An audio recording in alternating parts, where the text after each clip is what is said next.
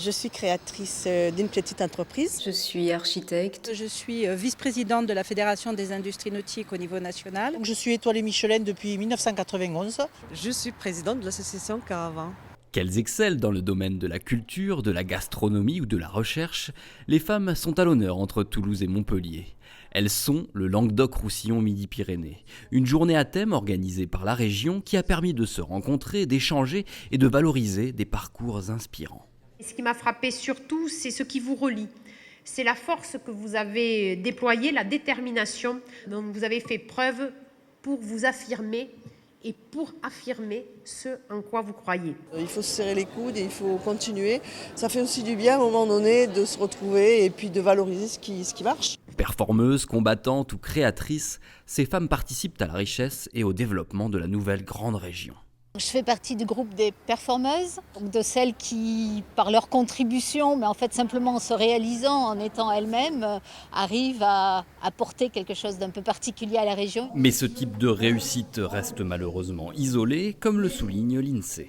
Quand on regarde l'insertion dans le marché du travail, des femmes occupant des emplois de cadres dirigeants dans les entreprises, on a 20% de femmes et 80% d'hommes. Tout se passe comme si on avait une société qui...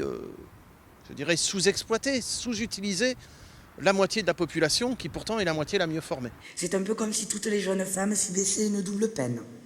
Comme tous les jeunes, elles subissent ce bizutage social.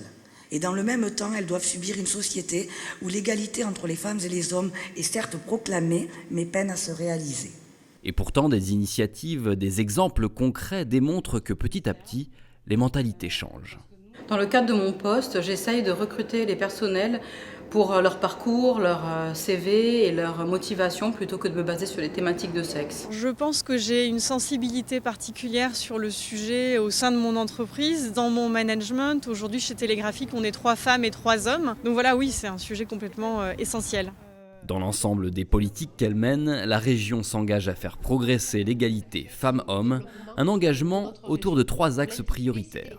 C'est mettre en avant les principes de l'égalité homme-femme dans l'éducation des jeunes dont nous avons la responsabilité. C'est également au point de vue économique et puis c'est également mettre en avant les femmes qui sont soit des combattantes, soit des performeuses, soit des créatives. C'est bien d'avoir une vision de ces différents types de parcours et de voir que chacune à notre niveau, on fait des choses en faveur de l'égalité femmes-hommes.